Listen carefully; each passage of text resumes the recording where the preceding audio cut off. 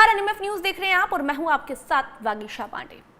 कुछ दिन पहले गृह मंत्री अमित शाह के साथ अजीत पवार, देवेंद्र फडणवीस और एकनाथ शिंदे की बैठक हुई थी। उसके बाद अजीत पवार का बयान सामने आया कि वो बीजेपी के मुख्यमंत्री का समर्थन करते हैं। कहीं ना कहीं शिंदे के मन में ये बात तो चल रही होगी कि अगर अजीत पवार नहीं होते तो आज मैं कहाँ होता।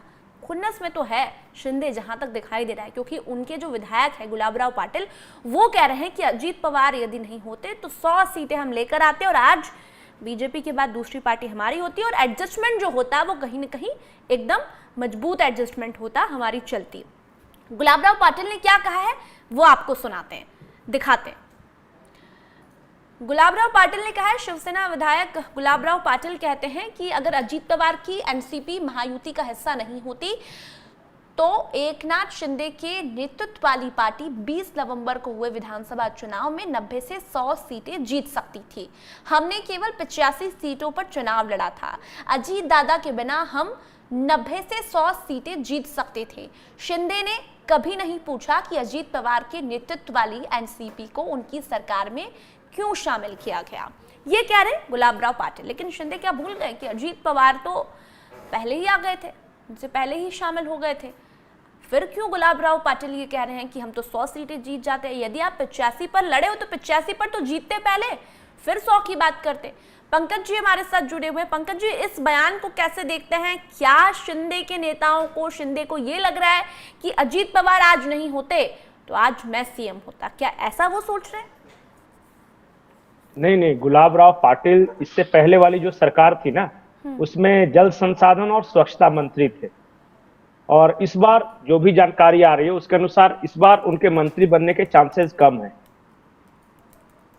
तो वो क्या कर रहे हैं कि वो मतलब कि नहीं ना खेलेंगे और ना खेलने देंगे। जो गड्ढा खोदोगे उसमें पानी भर देंगे। मतलब कि अब मैं तो नहीं बनूंगा लेकिन मैं कुछ ऐसा कर दूं कि ताकि रिश्ते बिगड़ जाए। पर ऐसा होने वाला है नहीं। देखिए, मैं बार बार एक बोलता हूं कि ये जो नेता हैं, जो भी एक दूसरे के खिलाफ बयानबाजी कर रहे हैं और जो भी बातें कर रहे हैं, इसका कोई महत्व नहीं है, क्योंकि नेगोशिएशन टेबल पे सिर्फ 3 लोग बैठ रहे हैं। भारतीय जनता पार्टी की ओर से देवेंद्र फडणवीस, या फिर जो प्रदेश अध्यक्ष है वो, इधर एकनाथ शिंदे साहब और वहां अजीत पवार साहब जी। इन्हीं 3-4 लोगों के बीच जो होनी है वो बातचीत होनी है। या फिर महासचिव वगैरह होंगे, विनोद तावड़े जी होंगे, या फिर ये। लेकिन कौन विधायक क्या बयान देता है मीडिया में।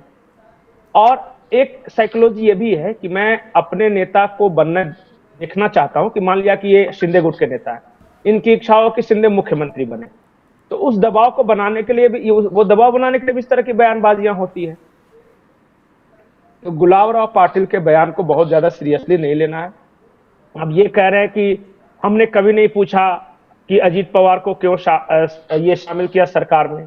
तो अब आपको याद आ रहा है, वो शामिल भी हो गए, मंत्री भी उस वक्त बन गए थे, फाइनेंस मिनिस्ट्री उनको मिला था। उसके बाद चुनाव हुए, चुनाव के बाद भी साथ लड़े, जीत के आ गए। अभी बात करने का क्या मतलब है उससे? मतलब ये जताना चाहते कि देखिए हमने कितना बड़ा दिल दिखाया और हम उन्हें कितनी कुर्बानियां दी। तो ये तो पहले सोचना था ना।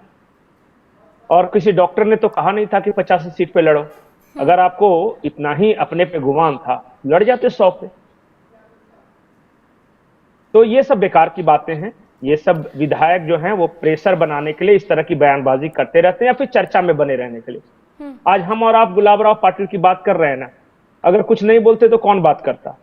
और हो सकता है एकनाथ शिंदे के दिमाग में भी आ जाए कि मेरा एक गुलाबराव पाटिल भी आदमी है, उसको भी मिनिस्टर बनाना है। सही बात। दिमाग में रजिस्टर करवाने के लिए भी इस तरह की बयानबाजी की जाती है। बीच में ये बातें उठी कि कहीं न कहीं शिंदे इसलिए भी कमजोर पड़ रहे हैं क्योंकि उन्होंने देवेंद्र फडणवीस को मुख्यमंत्री बनने के लिए समर्थन दे दिया है। नहीं, देखिए, जब नेगोशिएशन टेबल पे जाते हैं तो हर किसी की इच्छा, क्या अजीत पवार की इच्छा नहीं होगी कि वो मुख्यमंत्री बने? आखिर मुख्यमंत्री बनने के लिए तो वो इधर आए थे, क्योंकि उप मुख्यमंत्री तो वो वहां विकास अघाड़ी में भी थे और पिछले कई सरकारों में वो 6ठी बार उप मुख्यमंत्री रहे। तो उप मुख्यमंत्री बनना होता तो क्यों आते? कल को जाके उनकी पार्टी का कोई नेता कह सकता था कि हमें क्या फायदा हुआ। इससे बढ़िया तो अजीत दादा पवार उधर ही थे, वहां इज्जत भी थी, शोहरत थी, चाचा भी थे, और फिर पता चला उप मुख्यमंत्री का पद भी था। सर लाचन था वो, कैसे हटता? तो यही बात है ना कि जैसे कि कहने को तो बहुत कुछ कहा जा सकता है। अब इच्छा एकनाथ शिंदे गुट की भी होगी, उसके नेताओं की भी होगी कि मेरा नेता मुख्यमंत्री बने, अजीत दादा पवार गुट के नेता की भी होगी कि मुख्यमंत्री बने। उसी तरह भारतीय जनता पार्टी के कार्यकर्ताओं और समर्थकों और विधायकों की भी इच्छा होगी कि देवेंद्र फडणवीस मुख्यमंत्री बने। तो यही तो आपस में एडजस्टमेंट ही तो गठबंधन का नाम है ना। अगर मान लिया कि तीनों बैठे हैं और इस बात पे सहमति हुई है कि देखिए थोड़ा बहुत आगे पीछे अगर सीट होती तब तो मान लिया कि हम मान लेते, लेकिन यहाँ 132 सीट है एक पार्टी की और दूसरी पार्टी की 57 है, तो बहुत बड़ा गैप। तो इतने बड़ी पार्टी को हम कैसे मना कर सकते हैं मुख्यमंत्री पद के लिए? तो ठीक है, वहां पे नेगोशिएशन हुआ। अब जो बाकी चीजों के लिए जो नेगोशिएशन होना है कि एकनाथ शिंदे को गृह मंत्रालय मिलेगा या अजीत दादा पवार को फाइनेंस मिनिस्ट्री मिलेगा या फिर एकनाथ शिंदे की पार्टी को उद्योग मंत्रालय, शहरी विकास, इस तरह के बड़े प्रोफाइल मिलेंगे, नहीं मिलेंगे तो हो जाने दीजिए ना बात। अगर आपने अगर आप विधायक हैं और आपने एकनाथ शिंदे का नेतृत्व स्वीकार किया है तो उनको करने दीजिए बात। फिर इधर उधर बात करके मीडिया में बयानबाजी करके क्या फायदा? सबको नंबर बनाने ना सर। हाँ, यही बात है कि हर किसी को लाइमलाइट में आना है। ऐसा नहीं हो कि शिंदे साहब हमें भूल जाए, शिरसाट उधर अलग संजय राउत बने हुए लग रहा है। अगर भविष्य बर्बाद करेंगे तो संजय शिरसाट ही करेंगे। नहीं, शिरसाट सेकंड इन कमांड है यहाँ। जैसे जब वो टूट के आए थे ना ये सब, तो उस वक्त एकनाथ शिंदे के बाद ये संजय शिरसाट ही थे जो बाकी सारी चीजों को देख रहे थे। बिल्कुल बिल्कुल। तो इन्हें नेचुरली इनकी इच्छा हो कि अरे एकनाथ शिंदे उप मुख्यमंत्री नहीं बनना चाहते हैं तो मुझे बना दो। अगर डिप्टी सीएम के लिए राजी हो गए हो तो आप तुम नहीं बनना चाहते हो, तुम्हारी इच्छा है कि मैं मुख्यमंत्री बनूं, तो मैं उप मुख्यमंत्री के लिए तैयार हूं भाई, मैं सेकेंड इन कमांड से, मुझे बना दो तुमसे। तो इस वजह से बयानबाजियां होती है।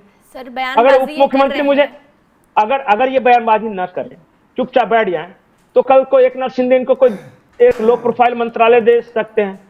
आज दबाव बनाएंगे, इधर उधर की बातें करेंगे, तो हो सकता है कि भारी भरकम मंत्रालय मिल जाए। उद्योग अगर मिल सके तो गृह या शहरी विकास, तो एक शहरी विकास मंत्रालय का हेड होना, मंत्री होना, या उद्योग का मंत्री होना, और एक कोई छोटा सा महिला संसाधन, जो महिला कल्याण विकास, इसका मंत्री। दोनों में फर्क होता है ना प्रोफाइल। बिल्कुल बिल्कुल। तो इसीलिए इस तरह की बयानबाजियां होती है। देखिए विधायक बहुत स्मार्ट होते हैं, उन्हें पता है कि क्या कहूंगा तो मुझे कहां पे फायदा होगा। जैसे वो पुणे के सांसद थे, वो रेस में आ गए अचानक से, मुरलीधर माहौल सीएम। हाँ, उन्होंने माहौल बनवाया और उन्होंने पूरा सोशल मीडिया में कैंपेन चलाया कि मैं भी रेस में हूँ मुख्यमंत्री के। आप लोग सिर्फ देवेंद्र फडणवीस का नाम क्यों ले रहे हो? मुझे तो भूल गए, आप पुणे से सांसद हूँ मैं, इतने मुंबई की बात तुम पुणे को ही देखते।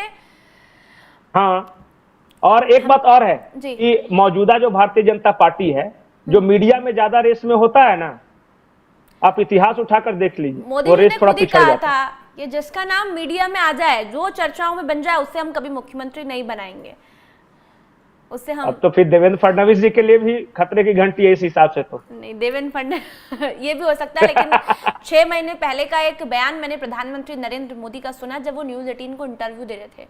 बहुत अच्छी बात कही उन्होंने देवेंद्र फडणवीस के बारे में कि बेदाग सरकार यदि किसी ने चलाई है तो देवेंद्र फडणवीस ने।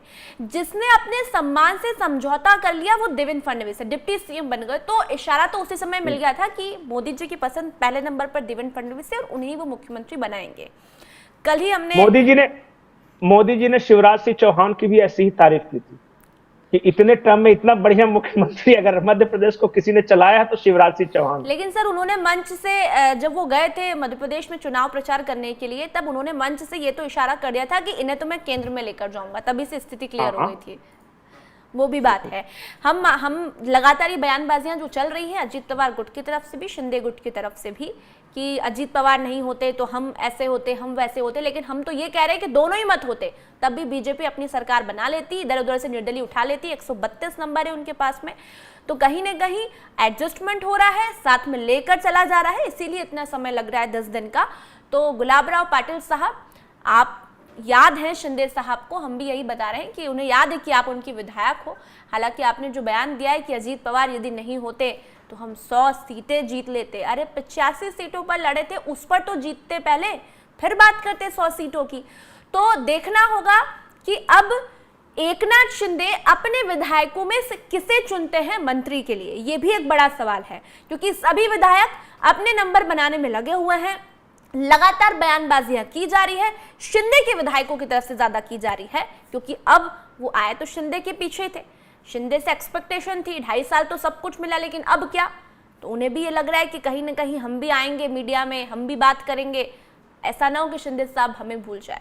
देखना होगा क्या होता है, कुछ समय का और इंतजार, उसके बाद फिर घोषणा हो जाएगी उप मुख्यमंत्री की, मुख्यमंत्री की, फिर अब मंत्रियों को लेकर क्या लय शुरू होगी, कौन क्या बन रहा है, किसे कौन सा मंत्रालय दिया जा रहा है, फिर बयानबाजियां शुरू होगी।